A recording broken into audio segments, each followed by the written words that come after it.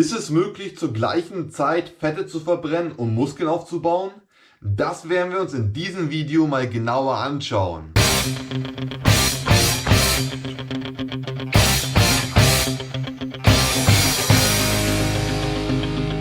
Also wir fangen mal mit dem Training an. 15% deines Trainings sind für deinen Fettabbau verantwortlich. Und deine Ernährung trägt zu 85% dazu bei, dass du gut in die Fettverbrennung kommst. Also Training alleine sorgt schon dafür, dass die Fettverbrennung in Bewegung gesetzt wird. Yeah, buddy! Hey, wait! Yeah, boo! Und wie schaut es aber beim Muskelaufbau aus? Wie kannst du trainieren, damit du auf jeden Fall besser Muskel aufbauen kannst? Indem du beispielsweise intensiv trainierst und mit hohem Volumen trainierst. Denn damit sorgst du dafür, dass deine Wachstumshormone um 700% erhöht werden und Wachstumshormone sorgen dafür, dass du Muskeln aufbaust. Das bedarf. Und dabei ist es wichtig auf jeden Fall, wenn du beispielsweise auf eine ketogene Ernährung oder Low Carb Ernährung bist und dazu fastest und nicht trainierst, dann kann es dazu führen, dass du halt eben nicht nur Fette verbrennst und Gewicht verlierst, sondern auch deine Muskulatur verlierst. Nein, doch.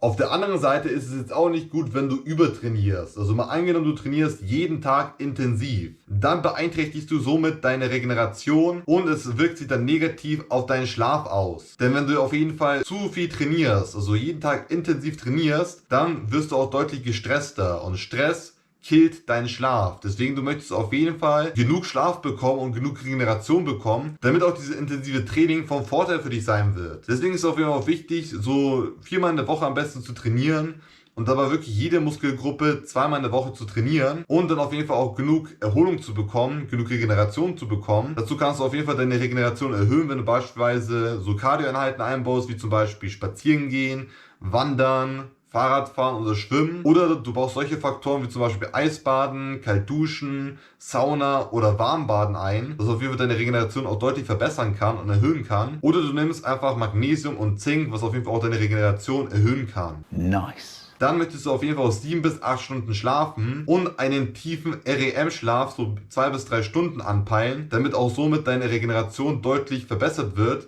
und du somit in den Muskelaufbau kommst und somit auch besser Fette verbrennen kannst. This is the way.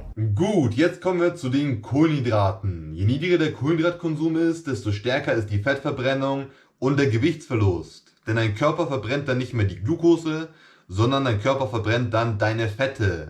Yeah, boy. Deswegen, je niedriger dein Kohlenhydratkonsum ist und je weniger du Kohlenhydrate in Form von halt eben Getreideprodukten konsumierst, desto besser kommst du in eine Fettverbrennung. Don't blame you. Damn good deal. Wie schaut es jetzt beispielsweise mit Kohlenhydraten und Muskelaufbau aus? Wenn du jetzt beispielsweise viel Kohlenhydrate konsumierst, dann triggerst du das Insulin. Und Insulin ist ein stark aufbauendes Hormon, das Muskeln aufbauen kann. Aber nicht nur Muskeln, sondern auch Fette. Und wenn du das jetzt eher vermeiden möchtest, dass du nebenbei noch viel Fette aufbaust, dann möchtest du auf jeden Fall deine Proteine deutlich höher setzen. Und nebenbei lässt du auf jeden Fall deine Kohlenhydrate weiter unten. Alles klar, Digga. Und das sorgt dafür, wenn du jetzt viel Protein zu dir konsumierst, dann triggerst du auch das Insulin. Aber du triggerst dein Insulin nicht so stark, wenn du jetzt beispielsweise viel Kohlenhydrate zu dir konsumierst in Form von Getreideprodukten. Also du triggerst dein Insulin nur so weit, damit du auch nebenbei auch gut in die Fettverbrennung kommst. Und wenn du jetzt viel Proteine zu dir konsumierst, dann erhöhst du auch dein Glucagon. Und ein erhöhter Glucagonspiegel sorgt dafür, dass du besser in eine Fettverbrennung kommst. Wenn du jetzt aber viel zu viele Proteine zu dir aufnimmst, dann kann es dafür sorgen, dass deine Fettverbrennung verlangsamt wird. Aber das kannst du vermeiden, wenn du so zwischen 1,5 Gramm bis 2,2 Gramm an Proteinen pro Kilogramm Körpergewicht zu dir aufnimmst. Und du bist auf jeden Fall schon auf der richtigen Seite, wenn du so 2 Gramm pro Kilogramm Körpergewicht an Proteinen pro Tag zu dir aufnimmst. Okay. Wenn wir jetzt aber zu den Kohlenhydraten kommen, dann müssen wir auf jeden Fall schauen, ob du viel Sport treibst oder nicht so viel Sport treibst. Wenn du jetzt kaum Sport treibst, dann ist auf jeden Fall am besten so 30 Gramm bis 50 Gramm Kohlenhydrate zu dir aufzunehmen. Wenn du jetzt allerdings viel Sport treibst und jeden Tag wirklich intensiv trainierst und ein athletischer Mensch bist, dann ist auf jeden Fall eher besser, wenn du so 50 Gramm Kohlenhydrate zu dir aufnimmst und auf eine Low Carb Ernährung gehst und unter 100 Gramm Kohlenhydrate zu dir aufnimmst. Dabei möchtest du auf jeden Fall weiterhin deine Kohlenhydrate unten halten und deine Proteine hochsetzen, damit du auf jeden Fall besser in eine Fettverbrennung kommst und besser in den Muskelaufbau kommst. Das gibt eine Anzeige. Als nächstes kommen wir jetzt zu den Fetten. Und Fette liefern die Energie für dein Training,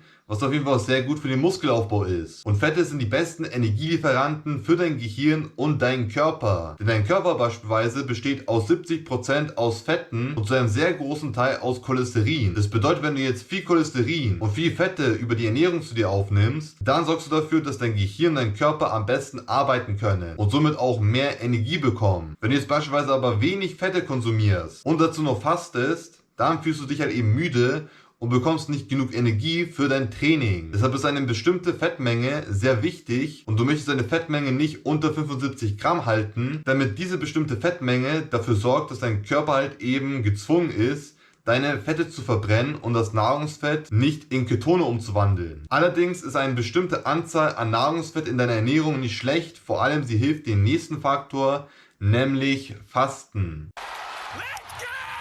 Fasten ist nämlich das mächtigste Mittel für Gewichtsverlust und für die Fettverbrennung, denn dadurch wird dein Insulin drastisch gesenkt. Und wenn du konsequent fastest, dann kannst du auch mehr Proteine vertragen, weil deinem Körper somit mehr Zeit und die Chance gibst, dass er eine größere Menge an Proteinen verdauen kann. I love it! Ein wichtiger Punkt noch zum Fasten. Es ist wirklich wichtig, ausreichend Meeressalz zu sich aufzunehmen. Am besten so 1 bis 1,5 Teelöffel pro Tag mit Kalium und mit Magnesium zu sich aufzunehmen, damit deine Elektrolyte erhalten bleiben. Denn wenn du das nicht tust, dann wird deine Energie runtergehen und du kommst in eine sogenannte Ketomüdigkeit. Und das sorgt dafür, dass du halt eben nicht genug Energie haben wirst, um Sport zu treiben, weil deine Muskeln nicht über die Elektrolyte verfügen und somit müde werden. Lüge! In all deinen Zellen gibt es halt eben sogenannte Natrium-Kalium-Pumpen, die dafür sorgen, dass elektrische Energie erzeugt wird, damit deine Muskeln und Nerven am besten arbeiten können und genug Elektrolyte bekommen. Deswegen ist es auf jeden Fall wichtig, genügend Elektrolyte aufzunehmen, während du fastest. Ei, ei, Captain! Und jetzt weißt du, wie wichtig all diese Zusammenhänge sind, um Muskeln aufzubauen und gleichzeitig Fette zu verlieren. Genau. Gut, das war's jetzt vom Video. Jetzt weißt du, wie du gleichzeitig Muskeln aufbauen kannst und Fette verlieren kannst. Und dabei ist auf jeden Fall noch wichtig, dass du auf jeden Fall in den Kaloriendefizit gehst. Aber jetzt nicht einen krassen Kaloriendefizit, sondern ein bisschen in den Kaloriendefizit gehst und deine Kohlenhydrate nach unten senkst, um gleichzeitig deine Proteine hochsetzt. Denn somit kannst du auf jeden Fall gut in den Muskelaufbau kommen und gut in die Fettverbrennung kommen, und vor allem wenn du noch auf jeden Fall Fasten mit einbaust und wenn du auf jeden Fall noch Training einbaust, dann kann auf jeden Fall nichts schief gehen, damit du halt eben Muskeln aufbauen kannst und Fette verlieren kannst. Yeah, baby!